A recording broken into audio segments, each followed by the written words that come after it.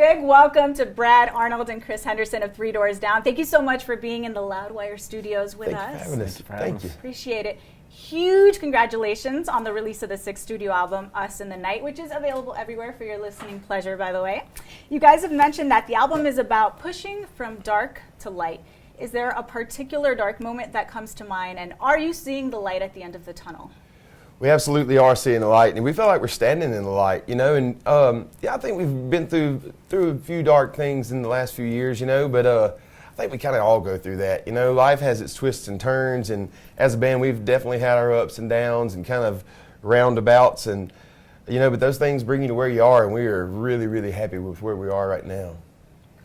It's been nearly 5 years between albums. Do you feel like the wait gives fans a chance to miss you, or do you fear it gives them a chance to move on to a new favorite band? I think, well, I mean, the way the music business kind of rolls now, people change really fast. So you take a chance of losing some fans. Fans grow up and then grow out of bands, you know, which is a fact. So you run that risk.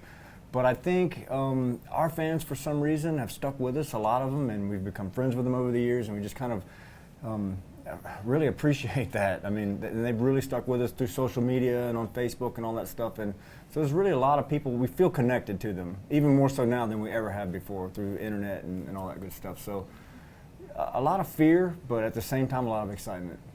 Exciting times. The single In the Dark, which we're playing the heck out of on Loudwire nights, what can you tell us about it musically and lyrically? You know what? It's one of the more fun songs I feel like we've ever wrote. It's, you know, it's kind of playful, and I mean, I'd like to call it just kind of playfully naughty. You know, it's not a dirty song or anything, but it's a little bit different subject matter than we've ever really sang about. You know, and it's just about having fun, and musically the song's a lot of fun. And the lyrics were inspired by the music. Our new guitar player Chet actually wrote the original riff to that song on his iPad in GarageBand. You know, and that's a little bit different than we've traditionally done it. Most of our songs in the past have been written on acoustic guitar, and you know, and we always believe that a song should be able to be broken down and played on acoustic, and that one you definitely can as well. But it came about in a different way for us, and it's just a lot of fun to play that song. And speaking of fun, the video, so much fun. RJ Mitty, who played Walt Jr. on Breaking Bad, is in the video. What can you tell us about his involvement? How did that come about?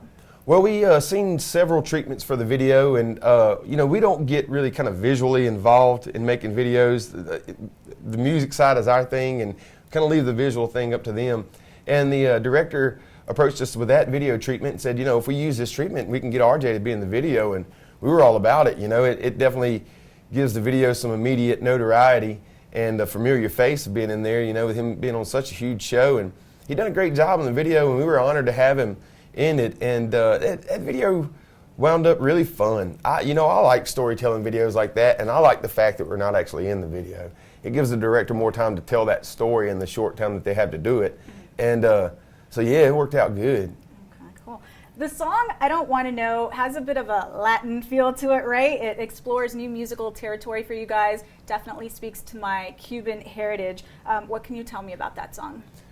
That song started with the lyric idea that Brad had, and we were kind of messing around with the guitar riff a little bit, and it started getting that kind of upbeat kind of thing. So and at the time, our drummer wasn't in the house at the moment. He was out, I guess he's on his way running late. So to save some time, we just put a drum beat up in a computer. It was kind of a bongo loop, and it had this upbeat kind of swing to it, which led us into that Latin feel. And instead of fighting it, because usually, you know, we would have been 5 years ago, we'd have been like, no way, are we doing this? This is not us. We're just going to let it go, scrap it. Instead of doing that, we just kind of said, hey, let's let the song tell us what it wants, and let's try this.